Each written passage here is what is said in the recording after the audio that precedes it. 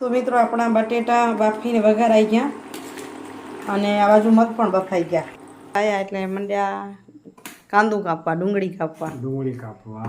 ઊંધી રાખીને કાપો તો હમણાં આપણે આ નડે નહીં એટલા જેટલું પણ ઝીણું બારીક બનાવવું એટલું બની શકે આમ. એની અંદર લીંબુ ને ગોળ નાખીને મસ્ત ખાટું મીઠું બનાવ્યું છે. અહીં ચવાણું નાખવા માટે અને અહીં ચટણી મેં બનાવી રાખી છે. આમાં જીરું, લસણ, મગ ને દૂધી ને બધા જે શરીર માટે સારી વસ્તુ છે એના. નમસ્કાર મિત્રો, કેમ છો? મજામાં ને? સ્વાગત છે તમારું મારી YouTube channel natural life with Dina પર. મિત્રો ઘણા સમય પછી બ્લોગ બની રહ્યો છે. સવારે મંદિરે ગઈ હતી, તમને બતાવું છું, ભગવાનના દર્શન કરાવીશ, પણ વિડીયો સાંજે કરી રહી છું કારણ કે સવારે જલ્દી નીકળી હતી. આજે ગઈ હતી મમાઈ મોરા ગામે, તો થોડીક ઉતાવળ પણ હતી અને વહેલું જવાનું હોય. અને આવીને ત્યાંથી આપણે ત્યાં બારે કામ ચાલુ હતું. સામે તમને બતાવ્યું હતું ને કે જ્યાં આપણી ચકલીઓ બેસતી અને જ્યાં આપણી ચકલીઓ પણ બેસતી અને બોરડી હતી મોટી, એમાં ચકલીઓ બેસતી. તો એ નીકળી ગયો ને ત્યાં હવે મકાન બનવાની શરૂઆત થઈ ગઈ છે. તો એટલો સતત અવાજ આવતો હતો કે મને વિડીયો હું બનાવી ન શકી. કીધું કરીશ તો અવાજ આવશે. શ્રી ગંગેશ્વર મહાદેવ, ખારી નદી. આજ તમને માત્ર ફોટો જ બતાવી દઈશું. ચાલો, પૂરો વિડીયો નહીં પણ ભગવાનના દર્શન કરી લો. રેસીપીમાં પણ પછી પાછળથી વોઇસ નાખું તો ચાલે ને, એટલે તો આજે ચાલો બનાવી લઈએ મગભેલ. મગભેલ પહેલાં બતાવી છે એટલે થોડી તમને વાત કરું. અહીં 3 પ્રકારની હું ચટણી બનાવી લઈશ. ખજૂર આમલીની ચટણી આપણી પાસે તૈયાર છે, એટલે ગ્રીન ચટણી અને તીખી ચટણી લાલ મરચાંની એ અત્યારે બનાવી લઉં. બટેટા બાફવા મૂકી દઉં અને મગને પણ બાફવા મૂકી દઉં. તમને સમજાઈ જશે એ રીતે રેસીપી બતાવીશ આખી. તો મિત્રો આપણા બટેટા બાફીને વઘારાઈ ગયા અને આ બાજુ મગ પણ બફાઈ ગયા. તો અહીં મગ પણ બફાઈ ગયા સરસ. થોડાક વધુ બફાઈ ગયા, જાનાથી થોડા કાચા હોય તો ચાલે, પણ અમને બાફેલા ઘણી મજા આવે. તો આમ તો સાદો વઘાર છે, ખાલી ભેલનો ગરમ મસાલો નાખ્યો છે, પણ આમ તરી થાય ને એ મજા આવે ખાવાની. આની અંદર ગોળ, લીંબુ અને મસાલા નાખ્યા છે. મસાલા સાદા જ છે, ગરમ મસાલો અને શાકમાં નાખતા હોય એ પ્રમાણે. તો આ બરાબર ઉકળી ગયું અને હવે ચટણી તૈયાર કરી લઉં, એ તમને બતાવું. તો જમવાનું તૈયાર કરીએ. જો સાહેબ આવ્યા એટલે મંડ્યા કાંદું કાપવા, ડુંગળી કાપવા. કાંદું કયો, ડુંગળી કયો, બતાવી એની સિસ્ટમ કેવી છે. આજે આઈટમ નવી છે ને એટલે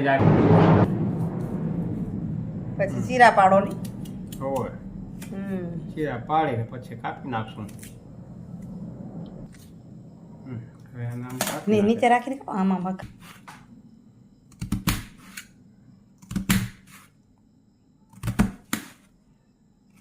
ઝીણું થઈ જાય. કટર બોર્ડ હોય એના કારણે સરસ કપાય. હું તો પછી આ જૂની ડીશ હોય ને એમાં ભલે લેડા થતા. જૂની ડીશ ઊંધી રાખીને કાપો તો હમણાં આપણે આ નડે નહીં એટલા. હા, તો હાથમાં નડે નહીં, અવળી રાખીને કાપીને તો એ કટર બોર્ડનું જ કામ કરે. જેટલું પણ ઝીણું બારીક બનાવવું એટલું બની શકે આમ. તો અહીંયા જો કાંદુ સાહેબે કાપી લીધું. આ મગ ચડી ગયા છે તૈયાર બાફેલા, અને આપણા બટેટા વઘારેલા. એની અંદર લીંબુ ને ગોળ નાખીને મસ્ત ખાટું મીઠું બનાવ્યું છે. અહીં ચવાણું નાખવા માટે અને અહીં ચટણી મેં બનાવી રાખી છે. આમાં જીરું, લસણ અને લાલ મરચું નાખ્યું છે, નમક નાખ્યું છે. આમાં થોડાક ગ્રીન ધાણા ઓછા હતા એટલે એકદમ ગ્રીન નથી દેખાતી. આ ગ્રીન ચટણી છે, જેમાં લસણ પણ નાખ્યું છે, જીરું, સિંગદાણા, આદુ, મરચાં, લસણ ને બનાવી છે આ ગ્રીન ચટણી. અને આ છે ખજૂર આમલીની ચટણી. તો બનાવી લઈએ આપણે મગભેળ. ઘણા સમય પછી આપણી મગભેળ થશે સાહેબ. મગભેળ ઘણા દિવસ થયા બોલા.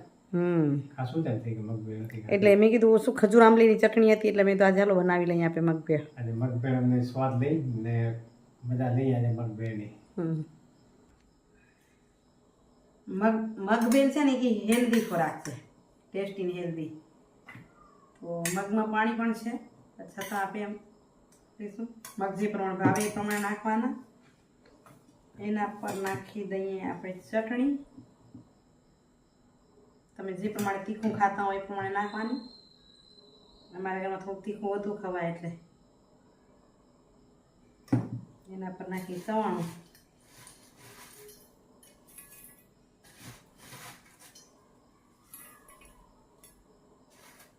મગબેલ કેવી આઈટમ છે, ધ્યાન ન રાખો તો પછી બહુ થઈ જાય. બધું થોડું થોડું પડે, બધું હેલ્ધી હોય. બટેટા નાખો તો એ પણ વજનદાર થાય ખાવામાં. એની ઉપર નાખી બટેટા મેં રસાવાળા બનાવ્યા છે.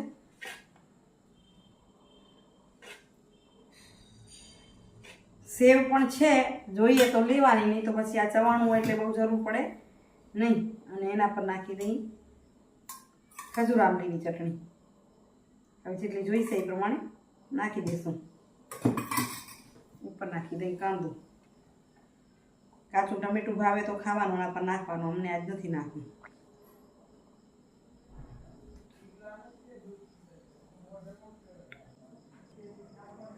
આવી જાઓ ભેલ ખાવા. છોકરા મગ ન ખાય ને તો મગ ખવડાવવાનો એક સરસ મજાનો નુસ્ખો છે. તો મગ ને દૂધી ને બધા જે શરીર માટે સારી વસ્તુ છે એનામાં આવી રીતે કાંઈક ને કાંઈક બનાવી અને ખવડાવવાનું, પોતાને પણ ખાવાનું. રોજ મગની ખીચડી ખાશું મગ તો તમારું મોઢું મોડું લાગશે. આ ખાશું તો ચટપટું થઈ જશે. આયા રે ક્યાં આયા રે, ક્યાં આયા રે.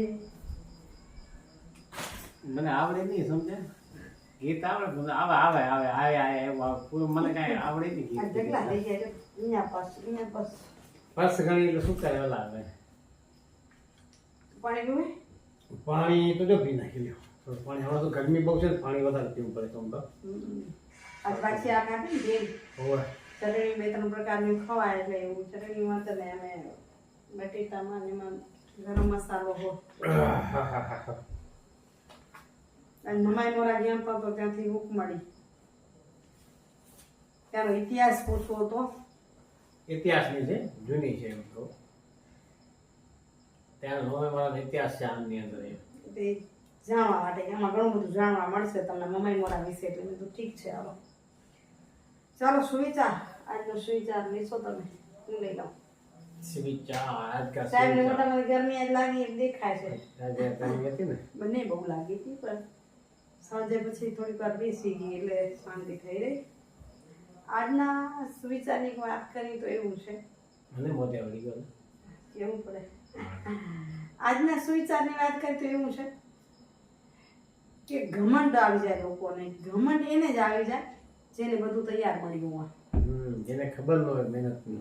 ઘણી વાર બાપાએ કરી દીધું હોત, દીકરાને તૈયાર મળી ગયો તો થોડાક આમ અધર હાલતા હોય, જોયું હોય. ઘણાને પરિવારમાં વારસો મળ્યો હોય કે ઘણી વાર ને થોડી મહેનતે વધુ પ્રાપ્ત થઈ ગયો તો એને ઘમંડ આવી જાય. બાકી પોતાના પગે જે ઊભા થાય ને એને એના પગરખાની કિંમત હોય. ખબર હોય કે મારા પગ મેં ઘણા ઘસ્યા ને તઈ હું અહીંયા પહોંચ્યો આ મુકામે. એની પગરખાની કિંમત જ હોય, કારણ કે એ પગરખા પહેરીને આપણે ત્યાં પહોંચ્યા છીએ. તૂટી જતો તો સાંભળી પગરખાની પર કિંમત કરે. બિલકુલ. તો ઘમંડ જેને તૈયાર મળી જાય ને એ પગરખાએ એક તૂટિયા જેમાં થાય ને થાય બીજા આવી જાય. ઘરમાં 4 જોડી પગરખા પડ્યા હોય ને એને પગરખાની કિંમત ના સમજાય, પણ એક જ જોડી હોય ને એની કિંમત પણ એને સમજાય. એ તો હકીકત છે. અને એ જ રીતે સંબંધોનું પણ એવું છે કે વાવીને ભૂલી જાવ ને તો ઝાડ કે છોડ હોય ને એ સુકાઈ જાય. તમે ઝાડને વાવી દો કે છોડને વાવી દો ને પછી એને પાણી ના પાવ, તમે ભૂલી જાઓ. સિંચો નહીં, પાણી તો પછી ભૂલી જાવ. વાવી આવ્યા તો એ છોડ પણ સુકાઈ જાય છે. અને સંબંધોનું પણ એવું છે. જો સંબંધોને આપણે જીવિત રાખવા હોય તો એકબીજાને યાદ કરવા પડે. જેથી આપણે સંબંધોને સાચવવા હોય તો શું કરવું પડે? એકબીજાને યાદ કરવા કરવા પડે. મતલબ ક્યારેક ફોન કરવો પડે, ક્યારેક આવજાવ કરવી પડે, ક્યારેક મળવું પડે, સુખ દુઃખના સાથી થવું પડે તો સંબંધો જીવંત રહે. નહીં તો વાવીને ભૂલી જઈ તો જેમ છોડ સુકાઈ જાય એમ. તો તમે એક વખત મળ્યા ને પછી ભૂલી જાવ તો સંબંધમાં તો સુકાઈ જાય. એ પણ સિંચન તો કરવું જ પડે એમને, એના માટે પણ. જેમ હમણાં પાણી પીવું પડ્યું